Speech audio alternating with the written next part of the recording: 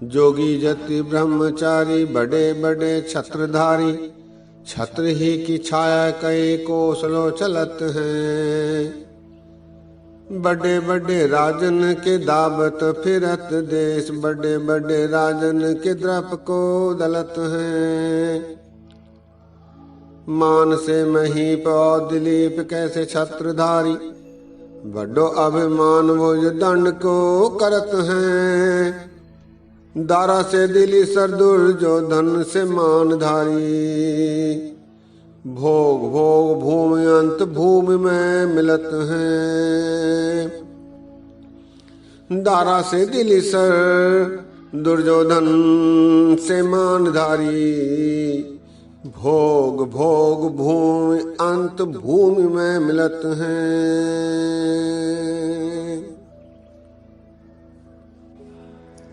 सत्कार योग सत्संग योग वाहिगुरु जी का खालसा वाहिगुरु जी की फतेह।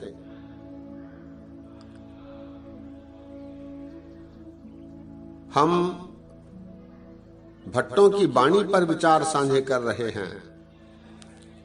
इस क्रम में आज एक और भट्ट हरबंस, इनके एक सवैये पर संक्षिप्त रूप से विचार साझे करेंगे। भट्ट हरबंस के दो सवैये भट्टों की बाणी में हैं। इनमें से एक सवैये पर हम संक्षिप्त रूप से विचारेंगे।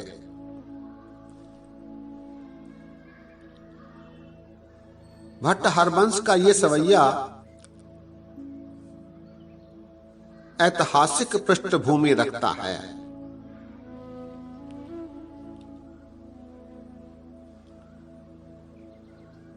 इसमें भट्ट ने श्री गुरु रामदास जी महाराज जी के ज्योति ज्योत समाने का प्रसंग और श्री गुरु अर्जन देव जी महाराज जी को गुरुगद्दी दिए जाने का संकेत दिया है। ऐसा माना जाता है कि भट्ट हरबंस श्री गुरु रामदास जी महाराज जी के ज्योति ज्योत समाने के समय और श्री गुरु अर्जन देव जी महाराज जी की गद्दी नशीनी के समय गोइंदवाल साहब में मौजूद थे, ऐसा कुछ इतिहासकार मानते हैं।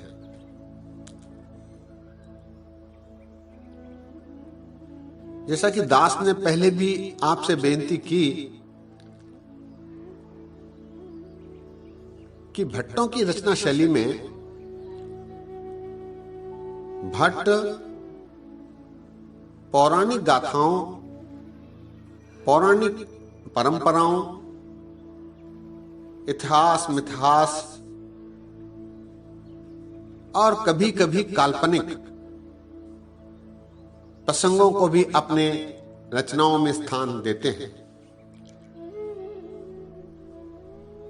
इन भट्टों का मुख्य उद्देश्य अपने इष्ट गुरु नायक को सारी कायनात में सर्वश्रेष्ठ सिद्ध करना होता है। ऐसा करते समय वो अपने ढंग की काव्य शैली अपनाते हैं और उसके माध्यम से अपने इष्ट गुरु की प्रशंसा, अनुशंसा, यशोगान करते हैं। इस सवैये में भी भट्ट हरबंस ने श्री गुरु रामदास जी के ज्योति ज्योत समाने के बाद के प्रसंग को अपनी शैली में पौराणिक गाथाओं के आधार पर वर्णित करने का प्रयत्न किया है। सवैया कुछ इस प्रकार है। देवपुरी में गयो आप परमेश्वर भायो, हर सिंहासन दियो श्री गुरु तह बैठायो। रहस कियो सुरदेव तोह जस जय जय जम्पै। असुर गए ते भाग पाप तिन भीतर कंपै। काटे सुपाप तह नरह के गुरु रामदास जह पायो। छत्र सिंहासन पृथ्वी गुरु अर्जन को दे आयो। छत्र सिंहासन पृथ्वी गुरु अर्जन को दे आयो। भट्ट हरबंश इस सवैये में गुरु रामदास जी महाराज जी के ज्योति ज्योत समाने के पश्चात का चित्र खींच रहे हैं। आप कह रहे हैं देवपुरी में गयो आप परमेश्वर भायो। श्री गुरु रामदास जी महाराज ज्योति ज्योत समाने के पश्चात देवलोक में गए, देवपुरी में गए। उनके आगमन पर सभी देवी देवताओं ने आपका मंगलाचार किया, आपका स्वागत किया। आप देवलोक में इसलिए आए क्योंकि हरि परमेश्वर स्वयं ये चाहते थे कि गुरु रामदास जी महाराज देवलोक वापस आए। देवपुरी में गयो आप परमेश्वर भायो। हर सिंहासन दियो श्री गुरु तह बैठायो। देवलोक पहुंचने के बाद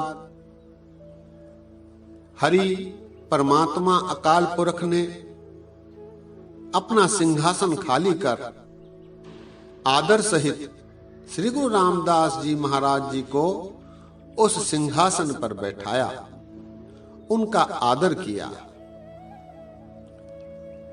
हरि सिंहासन दियो श्री गुरु तह बैठायो। श्री गुरु अर्थात श्री गुरु रामदास जी महाराज। श्री गुरु तह बैठायो।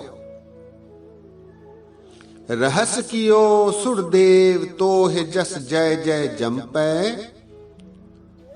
रहस कियो, रहस का अर्थ है हर्ष, खुशी। सुरदेव अर्थात देवता, देवताओं ने हर्ष व्यक्त किया, गुरु महाराज जी की जय जयकार की, उनके जस का, उनकी प्रशंसा का गायन किया। रहस कियो सुरदेव तोहे जस जय जय जम्पै। उनकी जय जयकार की। असुर गए ते भाग पाप तिन भीतर कंपै। श्री गुरु रामदास जी महाराज जी के आगमन के बाद काम, क्रोध, लोभ आदि असुर नस गए, भाग गए। क्यों? क्योंकि उनके भीतर पाप कांप रहे थे, वो वहां से भाग गए। असुर गए ते भाग पाप तिन भीतर कंपै। काटे सुपाप तह नरह के गुरु रामदास जह पायो।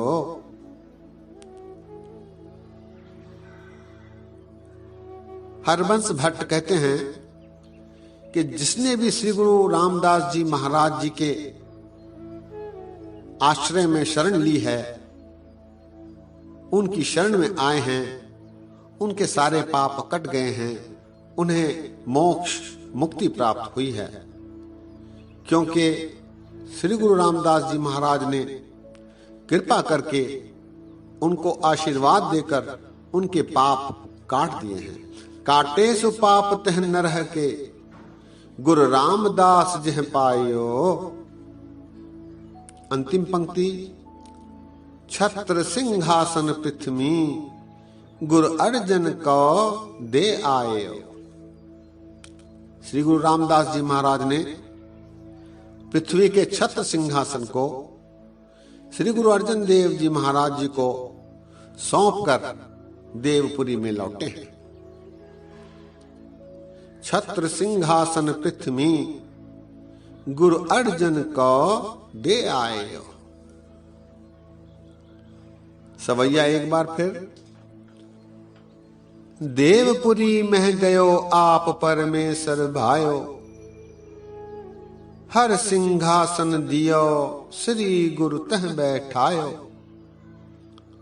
रहस्य कियो सुरदेव तोह जस जय जय जंपै, असुर गए ते भाग पाप तिन भीतर कंपै। काटे सुपाप तह नरह के, गुरु रामदास जह पायो। छत्र सिंहासन पृथ्वी गुरु अर्जन को दे आयो। छत्र सिंहासन पृथ्वी गुरु अर्जन को दे आयो। इस प्रकार पौराणिक पृष्ठभूमि को प्रयोग में लाते हुए कुछ अतिशयोक्ति वाले शब्दों का प्रयोग करते हुए भट्ट हरवंश ने श्री गुरु रामदास जी महाराज जी की उपमा की है और उनके ज्योति ज्योत समाने के प्रसंग को वर्णित किया है। साथ ही श्री गुरु अर्जन देव जी महाराज जी को गुरुगद्दी देने के संबंध में संकेत मात्र के रूप में एक पंक्ति दर्ज की है। इसीलिए ये सवैया ऐतिहासिक पृष्ठभूमि रखता है। संयोग से भट्टों की वाणी का सबसे अंतिम सवैया भी यही है। ये संयोग की बात है। सत्संगियों, हमने पाया है कि प्रत्येक भट्ट की अपनी शैली है, अपना प्रयोग है। इसके पीछे उनका प्रयोजन, मंतव्य केवल एक ही है, अपने गुरु की प्रशंसा करना, अपने गुरु को सर्वोत्तम सिद्ध करना। इसके लिए उन्होंने अन्य बाह्य सहायताओं को अपनाया है। प्रशंसा करते समय इतिहास, मिथहास, पौराणिक गाथाओं, प्रसंगों और कभी कभी अतिशयोक्ति वाले एक्स्ट्रावेगेंस शब्दों का भी प्रयोग किया है। लेकिन इसके पीछे उनका उद्देश्य श्री गुरु का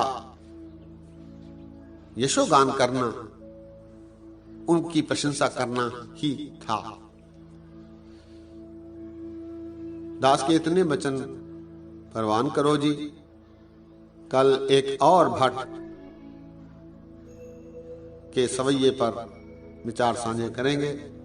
अनेक गलतियां हुई हैं, दास को अनजान जानकर क्षमा बख्शो।